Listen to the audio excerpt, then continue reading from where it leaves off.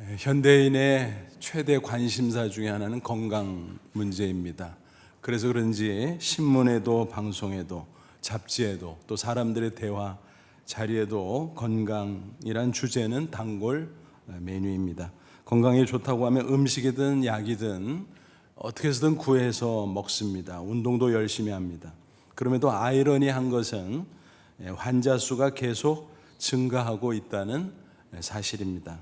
현재 우리 한국의 암 환자 수는 100만 명에 달한다고 합니다. 매년 새로이 암 진단을 받는 사람도 평균적으로 22만 명.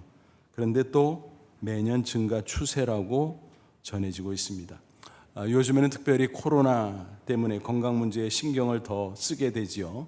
환절기에 감기에 걸려도 혹시 코로나 아니야? 그런 두려운 마음조차 생깁니다. 백신 접종률 높아지고 위드 코로나, 일상 회복 이런 말들을 하다 보니까 잔뜩 기대를 했건만 연일 확진자 수가 3천, 4천 폭증하고 있습니다. 이런 가운데 우리 그리스도인들은 건강 문제에 대해서 어떤 태도를 가지고 살아가야 될까 살펴볼 필요가 있습니다. 당연히 우리도 육신을 가진 존재이기 때문에 건강관리 잘 해야죠. 또 혹시 질병이 생기면 잘 치유해야 될 것입니다. 그럼에도 종국에는 어떻습니까? 죽음을 맞이하게 된다는 것입니다. 그것이 모든 인생의 가는 길인 것입니다. 따라서 우리는 건강과 치유 문제를 살펴볼 때 그 너머에 있는 구원과 영생의 문제도 함께 살펴보는 것이 마땅하다는 것입니다. 그래서 이 시간에는 예수님의 치유 사건을 살펴보면서 동시에 구원의 문제까지 생각해 보고자 합니다. 아무쪼록 치유를 넘어 구원의 은혜까지 받아 누리는 저와 여러분 다 되시기를 주님의 이름으로 축원합니다. 먼저 성경 전체적으로 보면 질병 치유가 어떻게 이루어지는가 우리가 살펴볼 수 있어요.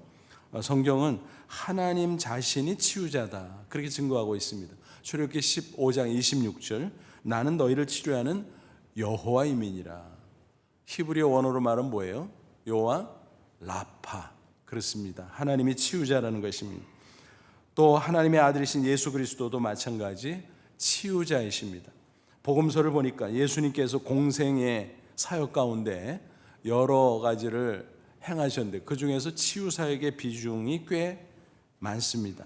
마태복음 9장 35절 보면 예수께서 모든 도시와 마을에 두루 다니사 그들의 회당에서 가르치시며 천국 복음을 전파하시며 모든 병과 모든 약한 것을 고치시니라. 이 구절에서 우리는 공생의 3대 사역을 찾아볼 수 있습니다. 불신자에게 천국 복음을 전하는 전도, 그리고 신자에게 말씀을 가르치는 교육, 그리고 영적인 육적인 질병을 고쳐주는 치유, 이 세 가지입니다. 그러니까 치유 사역의 비중이 꽤 되는구나 하는 것을 알 수 있겠죠. 그런데 성경을 잘 보면 하나님께서 우리를 치유하실 때 방식이 크게 두 가지로 나눠집니다. 직접 하시는 신유도 있지만 인간의 의학을 통해서 하시는 의료도 있다라는 것입니다. 의료는 하나님께서 인간에게 지혜를 주시고 의학을 연구하게 하심으로 그것을 도구로 사용하시는 방식입니다. 신유는 하나님께서 직접 고쳐주시는 방식입니다. 말하자면 의료는 일반 은혜고 신유는 특별 은혜다 이렇게 말할 수 있겠죠. 일반 은혜는 무엇입니까? 신자든 불신자든 창조주 하나님께서 모든 사람에게 골고루 베풀어 주시는 은혜입니다. 반면 특별 은혜는 무엇입니까? 예수 그리스도 안에서 신자들에게 제한적으로 주시는 은혜입니다. 그렇다면 우리 그리스도인들은 어떻습니까? 일반 은혜, 특별 은혜 두루 받고 누릴 수 있겠죠. 그래서 우리는 의료와 신유 두 가지 방식을 함께 생각하면서 치유의 은혜를 구해야 될 것입니다. 사도 바울을 보십시오. 그는 신유로 많은 사람들의 질병을 고쳐준 사람이었습니다. 그럼에도 의료도 인정하고 의학을 사용할 것을 권유한 사례가 성경에 있습니다. 디모데에게 주었던 말씀이죠. 디모데전서 5장 23절 보면 이제부터는 물만 마시지 말고 내 위장과 자주 나는 병을 위하여 포도주를 조금씩 쓰라. 여기서 포도주는 그냥 어떤 즐거움을 위해서 마시는 음료, 술이 아니라 의약으로서의 의미입니다. 그래서 조절해서 의약으로 잘 사용해라. 그래서 너의 위장병 또 이런저런 그 잔병을 좀 고쳐봐라. 그렇게 권면한 것입니다. 그러니까 사도 바울이 얼핏 보면 신앙이 무지 좋은 사람이니까 오직 기도 그럴 것 같은데 아니다라는 거예요. 치유를 위해서 의약도 충분히 사용할 것을 권유하고 있습니다. 야고보도 마찬가지예요. 5장 14절 보면 너희 중에 병든 자가 있느냐 그는 교회의 장로들을 청할 것이요 그들은 주의 이름으로 기름을 바르며 그를 위하여 기도할지니라 그랬습니다. 병자가 발생하면 교회 일꾼들이 가서 기도해 주라라는 거예요. 그런데 기도만 하는 것이 아니라 기름을 바르면서 기도하라 그랬어요. 여기서 기름은 뭘까요? 감람유, 올리브유인데 두 가지의 의미를 가지고 있습니다. 하나는 성령의 임재, 그 은혜를 상징하고 또 하나는 실제적으로 약효를 발휘하는 그런 의약으로서의 기름을 가리키는 것입니다. 그러니까 뭔가요? 기도해라. 근데 동시에 필요하면 의약도 사용해라. 그런 말씀입니다. 따라서 우리는 하나님의 치유를 구할 때 신유만을 고집할 필요가 없습니다. 그게 신앙이 좋은 게 아니에요. 예전에 한번 어느 집사님이 개인적으로 찾아오셨어요. 목사님 가슴이 답답해요. 자꾸 조여드는 것 같아요. 그리고 어지러워요. 근데 저는 의사는 아니라도 성도들을 많이 대하다 보니까 대충 감이 잡혔습니다. 집사님 그거 협심증 아니야? 병원에 가서 심장 스텐트 시술 받아야 될 것 같아요. 그랬더니 펄쩍 튀는 거예요. 아니 나 병원 가기 싫어요. 그냥 기도만 해주세요. 그러는 거예요. 그래서 왜 그래요? 연하기 때문에 제가 좀 세게 좀 얘기했어요. 그랬더니 그거 기도해서 고쳐야 되는 거 아니에요? 신앙적으로? 그러는 거예요. 그래서 제가 너무 뜻밖이라 아니 집사님 어떻게 그런 말씀하세요? 성경을 보라고 기도도 하지만 의약도 필요할 때 사용하라고 그렇게 돼 있잖아. 그러니까 이런 케이스는 기도해 드릴 테니까 빨리 병원 가보세요. 그래서 기도해서 보냈어요. 나중에는 자꾸 망설여서 책망조로 얘기를 했어요. 빨리 가라고. 왜 그러냐고. 그랬더니 다녀와서 얘기를 하는데 스텐트 시술 받고 금세 좋아졌다는 거예요. 거 봐요 집사님. 그렇게 금세 편안해지는데 왜 그렇게 고집을 부렸어. 그렇게 제가 이야기를 한 적이 있습니다. 이처럼 의료는 신앙 안에서 중요한 은혜의 방식이라는 것을 꼭 기억하시 바랍니다. 물론 인간의 의학에는 한계가 있죠. 의학이 엄청나게 발달돼 있잖아요 지금. 그래도 못 고치는 병이 있어요. 또 새로운 병들이 자꾸 등장해요. 그러다 보니까 그걸 따라가지 못하는 가운데 무지한 인간들이 미신이나 우상 종교를 의지하는 일들이 종종 생기는 것입니다. 특별히 의학이 덜 발달된 저개발 국가 같은 데는 그런 일들이 빈발하죠. 보도 같은 거를 이렇게 보다 보니까 요즘에 코로나 때문에 백신 치료제가 부족하잖아요. 저개발 국가들은. 무슬림 중에 일부 사람들은 낙타 오줌이 만병통치약이라고 해서 다른 질병에도 쓰지만 코로나 치료에도 쓴다고 합니다. 그래서 그걸 보면서 참 어이없다 그런 생각을 했습니다. 또 인도의 일부 지역 힌두교 신자들 가운데 이런 이들도 있다고 합니다. 그들은 소를 신성시하잖아요. 그래서 소똥도 아주 귀하게 여겨요. 그래서 소똥 축제를 한다고 합니다. 그건 뭐냐 하면 눈싸움 할 때 눈을 막 이렇게 뭉쳐가지고 막 서로 던지잖아요. 그래서 소똥을 뭉쳐가지고 서로에게 막 던져준다고 합니다. 그러면 좋대요 또. 그리고 발라준대요. 그거 왜 그러냐? 소똥에 정화의 능력, 치유의 능력이 있다. 그런 미신을 믿는 것입니다. 우상 또 종교를 믿는 것입니다. 그래서 그런 걸 보면서 아니 마스크 벗고 눈싸움 하듯이 소똥 싸움 하다가 코로나 폭증하겠다. 아니나 달라 그런 일들이 빈발하고 있다라는 것입니다. 참 인간이 이렇게 무지한 것입니다. 우리는 분명히 살아계신 참 하나님, 치유자를 알고 있습니다. 우리 눈에 하나님이 안 보이지만 길이오질 생명이신 예수님을 통해서 우리는 참 하나님을 만났습니다. 또 동행하고 있습니다.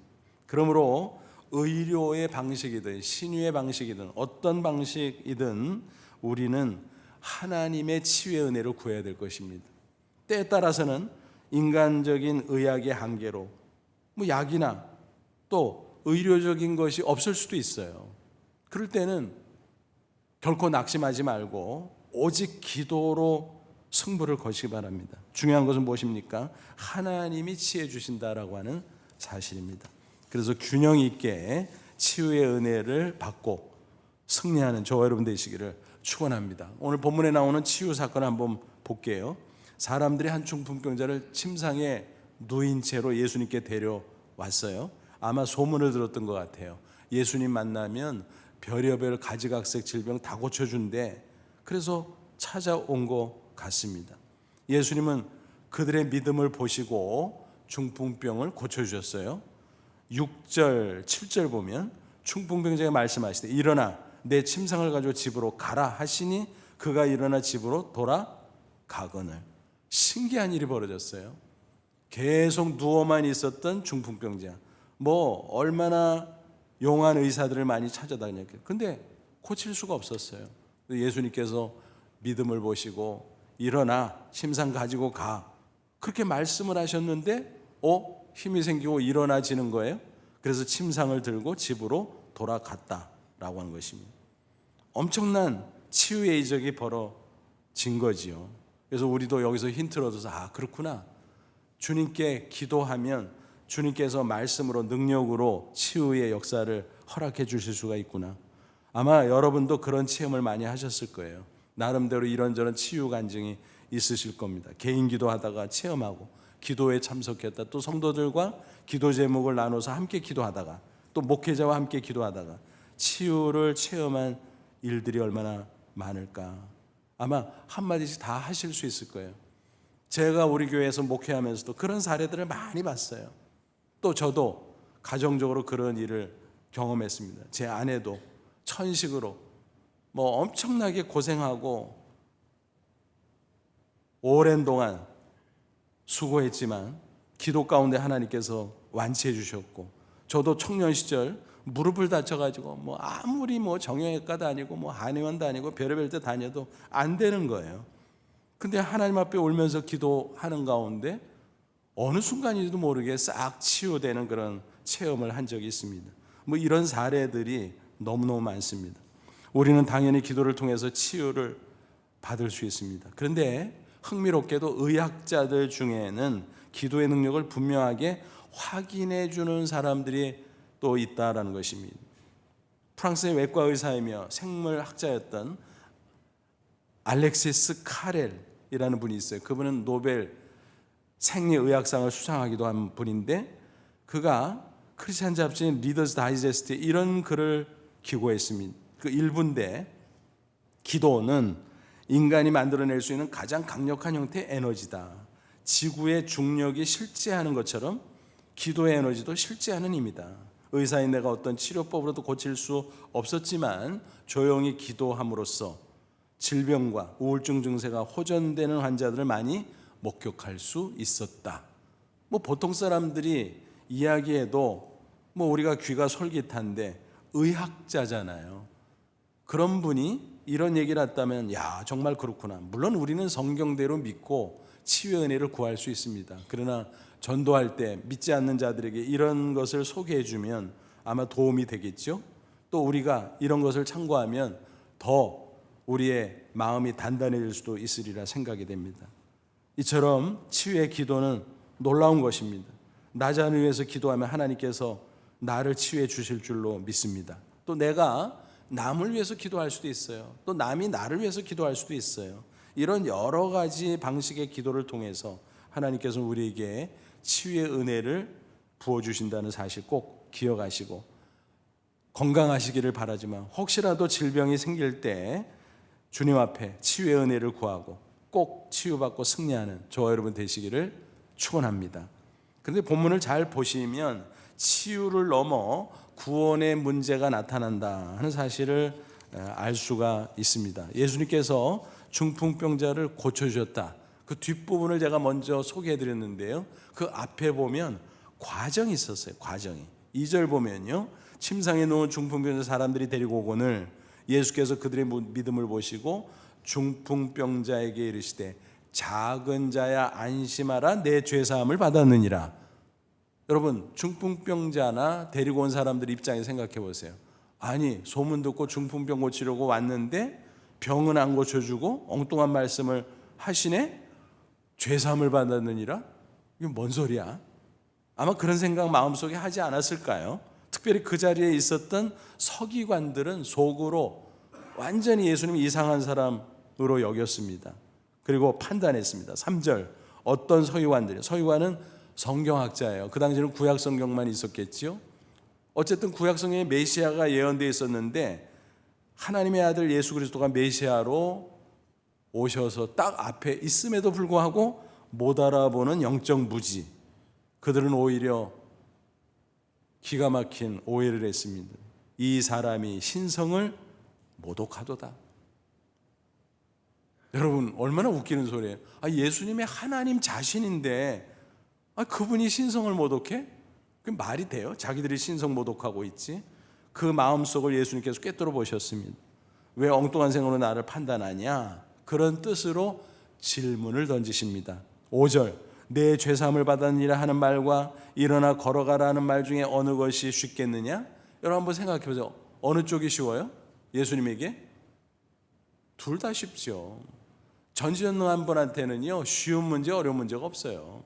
똑같이 쉬운 거예요. 근데 인간의 관점에서 보면 어느 쪽이 더 어렵고 어느 쪽이 더 쉬울까요? 한번 생각해 보세요. 사실 둘 다 굉장히 어려운 건데 얼른 생각하면 이렇게 판단할 수 있을 것 같아요. 죄사함을 받았느니라. 이것도 어려운 것이긴 하지만은 말로 때울 수가 있어요. 눈에 안 보이는 거잖아요. 내 죄사함 받았어? 이렇게 말해줄 수 있잖아요. 뭐 극단적으로는 사기칠 수도 있는 거잖아요. 근데 일어나 걸어가, 이거는 당장 눈앞에서 사실 여부가 검증되는 거잖아요. 그러니까 맞아, 일어나 걸어라, 이게 어렵겠네 라고 그들이 생각을 했겠죠. 그러니까 예수님께서 그래, 내가 너희들 보는 앞에서 일어나 걸어라 한번 해볼게. 되지? 그러니까 나는 죄사하는 권세도 있는 거야. 이렇게 증명해 보이신 것입니다. 6절, 7절 보시면 그러나 인자가 내가 세상에서 죄를 사하는 권능이 있는 줄을 너희로 알게 하려 하노라 하시고 중풍병자에게 말씀하시되 일어나 내 침상을 가지고 집으로 가라 하시니 그가 일어나 집으로 돌아가거늘. 그들의 눈앞에 기가 막힌 일이 벌어진 거예요. 누워만 있었던 중풍병자 벌떡 일어나서 침상을 가지고 가버리는 거예요. 그걸 보고 그들이 얼마나 경악했을까요? 그러니까 와, 이런 분이 있네? 그러면 저분이 누구야? 메시아야? 하나님의 아들이야? 그러면 죄사하는 권능도 있는 거야? 뭐 이런 식이 됐겠죠. 여러분, 예수님께서 왜 병을 고쳐주기 전에 그들 입장에서는 급한 게 병고침인데 뜬금없이 죄사함을 선포하셨을까요? 그것은 한마디로 말해서 치유보다 구원이 중요하다라고 하는 사실 때문입니다. 그렇습니다. 인간의 근본 문제는 뭘까요? 죄 문제예요. 모든 인간은 예외 없이 죄인입니다. 로마서 3장 10절 의인은 없나니 하나도 없다고 말씀했어요. 예외가 없다는 거예요. 질병의 원인도 따지고 들어가면 죄예요. 그러니까 인간의 죄로 말미암아 세상에 사망이 오고 질병도 왔다라는 것입니다. 그런데 잘 구분할 필요가 있어요. 인류 전체적으로 보면 죄로 말미암아 질병도 사망도 세상에 오기는 했지만 개인적인 개별적인 질병의 경우에는 함부로 죄 때문이다라고 판단해서도 안 되고 판단할 필요도 없다라는 것입니다. 어떤 질병이 있을 때 껌껌이 저건 무슨 죄 때문이야? 무슨 죄 때문이야? 이렇게 해서는 안 된다라는 것입니다. 무슨 말인지 이해가 되시죠? 그러니까 원론적으로는 질병의 원인이 죄지만 껌껌이 개별적으로 볼 때는 꼭 죄 때문은 아니다라는 거예요. 뭐 예를 들면 이런 경우가 있잖아요. 유전적 요인. 유전이 됐어. 그래서 병이 생길 수도 있는 거예요. 환경적 요인. 알게 모르게 이런저런 특수한 환경 가운데 오래 노출되다 보니까 병이 생길 수 있는 거예요. 안타까운 거죠. 또 감염적 요인. 코로나 같은 경우 뭐 내가 잘못해서 코로나 걸리는 게 아니죠. 조심한다고 조심했는데 어떻게 된 거죠. 그러니까 모든 사람이 피해자죠. 그렇기 때문에 이런저런 여러 개별적인 질병에 대해서 섣불리 남을 정죄해서도 안 되고, 또 스스로도 내가 무슨 죄 져서 그러지 하고 자학할 필요도 없다라는 것입니다. 물론 나 자신이 스스로 볼 때 돌아보면서 이래서 이런 일이 생겼나? 라고 혹시 마음에 짚히는 게 있으면 회개하면 하나님 앞에 더 좋죠, 영적으로. 그래서 하나님이 더 귀히 보시고 더 축복하시고 신속하게 치유의 은혜를 주시고 그러겠죠. 하지만 쥐어 짜듯이 왜 그러지 그러고 억지로 회개할 필요까지는 없다, 그런 말씀을 드리고 싶습니다. 그런데 여러분, 질병보다 정말 심각한 것이 무엇입니까? 사망의 문제 아니겠습니까? 질병은 얼마든지 치유될 수 있어요. 앞서 말씀드렸잖아요. 일반 은혜, 의료를 통해서도 치유되고 특별 은혜, 신유를 통해서도 치유될 수 있어요. 그런데 우리가 알아야 될 사실이 있어요. 치유됐다가도요, 재발할 수 있어요. 또 다른 질병이 새로이 발생할 수도 있어요. 또 어떻게 질병 안 걸리고 건강하게 장수했어요, 그렇다고 뭐 영원히 살아야 아니잖아요. 언젠가는 노쇠하고 결국은 죽게 되어 있습니다. 생로병사, 그게 인간의 삶의 과정이잖아요. 사망은 죄로 말미암아 인간 세상에 들어온 것입니다. 로마서 5장 12절, 그러므로 한 사람으로 말미암아 인류의 조상 아담이지요, 죄가 세상에 들어오고 죄로 말미암아 사망이 들어왔나니, 이와 같이 아담이 그렇게 된 것처럼 아담의 후손된 우리 인간들 모든 사람이 그 원죄를 이어받아 스스로도 죄를 지었으므로 사망이 모든 사람에게 이르렀느니라 그랬습니다.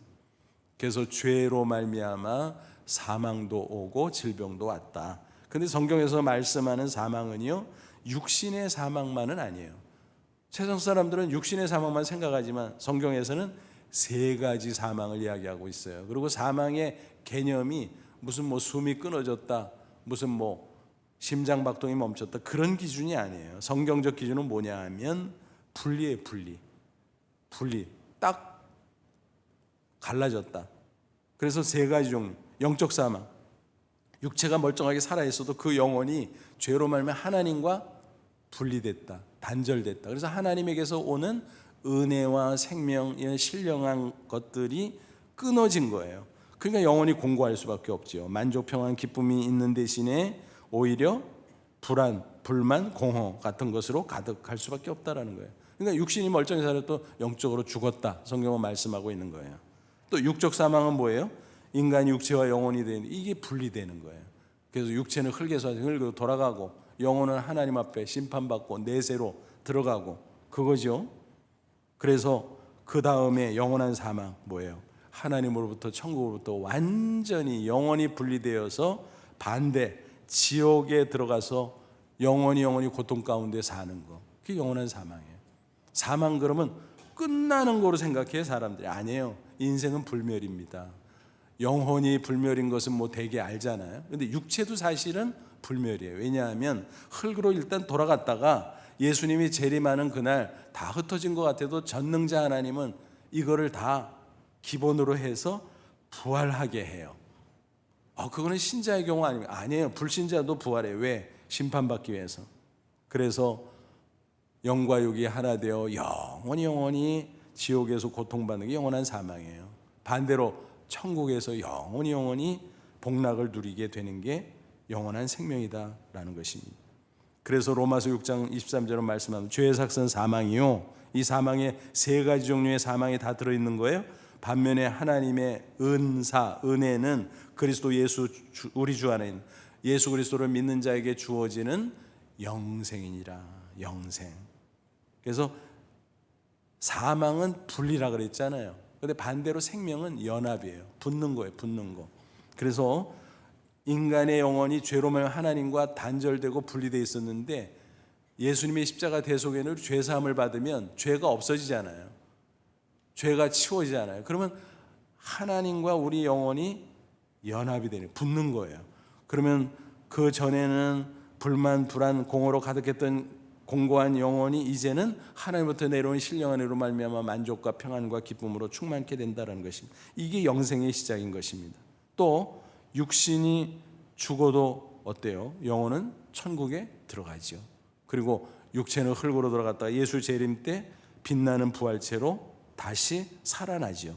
그리고 영과 육이 재연합해서 영원한 천국에 들어가 영생 복락 누리게 되는 것입니다. 이게 성경에서 말씀하는 생명과 사망의 개념인 것입니다. 그럼 우리는 구체적으로 이미 다 말씀드렸습니다만 다시 정리하면 어떻게 죄사함 받고 어떻게 죄의 결과인 사망에서 구원받을 수 있습니까? 그리고 대신에 어떻게 영원한 생명을 얻을 수 있습니까? 오직 예수님의 십자가지요. 하나님의 아들인 그분이 죄가 없지만 우리 인간과 똑같이 되셔서 사형틀의 십자가에 피 흘려 죽으셨다 부활하심으로 우리의 죄값을 다 대신 치러준 거예요. 그러므로 믿는 자에게 죄사함, 죄의 결과인 사망에서 구원, 그리고 대신에 영생을 주신다라고 말씀하고 있습니다. 그래서 우리는 구원받으면 이 세상 사는 동안 육체를 가지고 있어도 우리 영혼은 이미 영생을 시작한 거예요. 그래서 평안과 기쁨을 누리고 살아가게 됩니다. 육신을 갖고 있기에 간혹 질병에 걸릴 수 있지만 치유의 은혜를 구할 때 치유될 수 있어요. 또 설사 치유되지 못해도 영혼의 기쁨과 평안으로 얼마든지 그 고난을 극복할 수 있다라는 것입니다. 그리고 마침내는 육신의 죽음을 넘어 우리의 영혼이 천국에 들어가고 우리의 육체도 흙으로 갔다가 장차 부활하게 될 것입니다. 이렇게 따져보면 와, 구원이야말로 이게 최고네, 최고. 부활이야말로 최고네. 그렇습니다. 우리가 질병, 육신적으로 걸렸다가 치유되는 것은 그거는 부분적이고 임시적인 거예요. 결국은 사망이 기다리고 있잖아요. 그러나 우리의 구원은 어떻습니까? 완전한 치유예요. 사망 끝, 그리고 영원한 생명, 영원한 천국, 영원한 부활인 것입니다. 목회를 하다 보면 육신의 죽음을 맞이하는 분들을 가까이 지켜보는 경우가 종종 있어요. 질병에서 치유되는 경우는 너무 감사하고 기쁜데 어떤 때는 질병의 치유를 받지 못하고 계속 앓으시다가 임종을 맞이하는 경우도 있어요. 그럼에도 그 속에 영생이 있기에 이 속에 있는 신령한 은혜와 평안과 생명력으로 그 고난을 이겨내요. 그리고 마침내는 평안한 모습으로 임종을 맞이하고 천국에 들어가는 것을 보게 됩니다. 아주 오래전 간암으로 투병하셨던 집사님이 생각이 납니다. 임종에 가까우니까 막 복수가 차고 막 자주 찾아가서 기도를 해드리긴 하는데 그거를 뵙는 게 나중에는 민망하더라고. 얼마나 본인이 이렇게 대하는 거가 힘들까. 목사 가서 기도해 주니까 고맙게 하지만 또 그런 게 있잖아요. 나중에는 진짜 민망하더라고요. 또 황달이 생기면서 얼굴이 샛노래지고 몸도 노래지고 진짜 뵙기가 죄송한 거예요. 기도해 주러 가기는 가야 되겠는데 그럼에도 정신이 말짱한 가운데 예수님 고백하고 믿고 기도할 때마다 아멘 아멘 하고 결국 믿음으로 이겨내셨습니다. 그러다가 숨이 끊어지고 운명하시는데 거짓말같이 그 운명의 순간 딱 지나자마자 그 몸이 쫙 펴지는 거예요. 야, 신기하다, 신기하다. 너무 신기하다. 그 샛노랗던 얼굴이 하얗게 되고 몸도 하얗게 되고 너무 평안해 보이는 거예요. 그러니까 직감적으로 집사님 영혼이 천국에 들어갔구나. 확신하게 유족들도 다 슬픔 가운데 위로받고 감사하고 그렇게 됐죠. 여러분 이게 구원인 것입니다. 그러니까 치유보다 귀한 게 구원인 거예요. 다시 본문을 보세요. 예수는 중풍병자 병만 고쳐주는 것으로 그치지 않았다는 거예요. 내 죄사함을 받으니라 영혼의 구원을 해주셨다라는 말씀이에요. 여러분 이런 사례들은요 성경 도처에 나와요. 구약 성경 열왕기하 5장 보면 나만 장군 나병 치유 사건이 나오잖아요. 아람 큰 나라의 제2인자였어요. 하지만 나병에 걸리니까 뭐 얼마나 고통스러워요. 뭐 백방으로 의학을 동원해 봤겠지만 치유할 수 없었어요. 근데 이스라엘 소녀가 전도하는 거예요. 우리나라 이스라엘에 가면 엘리사 선생님이 있는데 그분은 치유의 능력을 가지고 하나님이 주셨거든. 그러니까 그 소식을 듣고 불원천리 이스라엘로 달려가지요. 그런데 엘리사가 나와보지도 않고 저 요단 강물에 가서 7번 목욕하시오. 세상에 목욕할 데가 없어서 여기까지 왔다고 화를 내고 가버리려고 하는데 신하들이 만류하죠. 장군님, 가면 뭐합니까? 대책이 있습니까? 여호와 이스라엘의 하나님이 진짜라면 이런 방식으로도 치유해 줄지 알 게 뭐예요? 한번 해보지. 가만히 생각해 보니까 맞거든요. 그래서 알았다 하고 작은 믿음으로 순종을 했어요. 그때 7번 목욕하고 나니까 거짓말처럼 일그러지고 또 찢겨지고 떨어져 나가고 그랬던 그 모습과 피부가 어린아이처럼 치유되었다라고 하는 것입니다. 얼마나 좋았을까요? 근데 더 귀한 게 있었어요. 그가 깨달았어요. 그렇구나. 온 천하에 다른 신들은 다 가짜고 오직 여호와만이 진짜구나. 그 믿음으로 그런 구원을 받았다는 거예요. 영생과 천국을 얻었다는 거예요. 여러분, 나만 장군은 나병에 걸렸었지만 구원받도록 엄청나게 수지를 맞은 것입니다. 어마어마한 축복이죠. 또 누가복음 17장 보면 10명의 나병 환자를 예수님께서 치유해 주신 사건이 나오잖아요. 근데 너무너무 신나니까 다 가버리고 한 명만 돌아와서 감사 표시를 했어요. 누구요? 사마리아인. 그게 예수님께서 탄식해. 야, 9명은 다 어디 갔냐? 하면서 이 한 사람을 칭찬하고 축복하세요. 누가복음 17장 19절 그에게 이르시되 일어나 가라 내 믿음이 너를 구원하였네. 무슨 얘기예요? 너는 질병만 치유된 것이 아니라 너의 영혼도 죄사함 받고 치유됐다. 영생 얻었다. 라고 축원해 주신 것입니다. 여러분, 이게 진짜잖아요. 9명 가버렸는데 그거로 끝났잖아요. 뚝 굳혔잖아요. 나병 치유하면 뭐 살판 났어요? 당장은 살판 났지만 지나가면 재발될 수도 있고 지나가면 다른 병 걸릴 수도 있고 결국은 죽게 되고 그런 거 아니에요? 구원받지 못하면 아무것도 아닌 거예요. 그 치유의 은혜라는 게 은혜를 받긴 했지만 그냥 잠깐 있다가 사라져 버리는 것이다 라는 것입니다. 오직 사마리아 사람만이 치유보다 더 큰 구원의 축복을 받은 행운아가 되었다라는 사실입니다. 그렇습니다. 누누이 말씀드립니다. 인생의 근본 문제는 죄 문제예요. 구원의 문제예요. 부자가 되는 것도 중요하고 성공하는 것도 중요하고 건강장수하는 것도 중요할지 모르지만 진짜 중요한 것은 십자가대로 구원받고 영생 얻는 거예요. 천국에 들어가는 거예요. 장차 부활하는 거예요. 그보다 더 귀한 게 어디 있겠습니까? 이 구원이 없다면 아무 소용이 없는 것입니다. 그러니까 오직 십자가, 오직 믿음이 그렇게 중요하다는 사실을 말씀을 드리는 것입니다. 우리 자신에게도 또 우리 자손들에게도 마찬가지예요. 이제 설교 후에 유아 세례, 어린이 세례 예식이 있습니다. 애들이 막 울고 야단이죠. 근데 쟤들이 얼마나 복됩니까? 그 부모님들이 신앙이 있어서 아이들이지만은 죄인이에요. 죄송한 말이지만 뭐 사실이니까. 그러면 그 길을 가는 거예요. 인간의 그 비참한 길을. 그러나 예수님 만나면 죄사함 받고 구원받고 영생 얻고 이 땅에 사는 동안도 하나님을 아버지로 모시고 예수님을 주님으로 모시고 최고의 축복을 받는 겁니다. 제가 막 반복해서 레파토리처럼 말씀드리는 게 있잖아요. 자손에게 재물 물려주는 것은 조금 주는 것이고 공부시키는 건 많이 주는 것이고 신앙 전수해 주는 것은 전부 주는 것이다. 그렇잖아요. 하나님 받는 거니까 표현이 좀 뭐하기는 하지만 하나님을 아버지로 모시고 예수님을 주님으로 모시니까 구원받고 영생 얻고 이 땅에서 승리하고 그러다가 천국 가고 부활하고 얼마나 놀랍습니까? 그보다 더 큰 게 어디 있어요? 부모가 해줄 수 있는 것 중에 신앙 전수가 최고라고 말씀드리는 것이 바로 그런 뜻이다 라고 하는 것입니다. 아무쪼록 저와 여러분 자신은 물론이고 자손들에게 재물보다 더 좋은 구원, 치유 건강 장수보다 더 좋은 영생 계속 대대로 이어질 수 있기를 주님의 이름으로 축원합니다. 제가 기도하겠습니다. 하나님 감사합니다. 오늘 귀한 성례주일 유아 세례식, 어린 세례식을 베푸는 날입니다. 특별히 오늘 치유보다 구원이 얼마나 중요한가를 다시 한번 확인하고 깨닫게 하심을 감사합니다.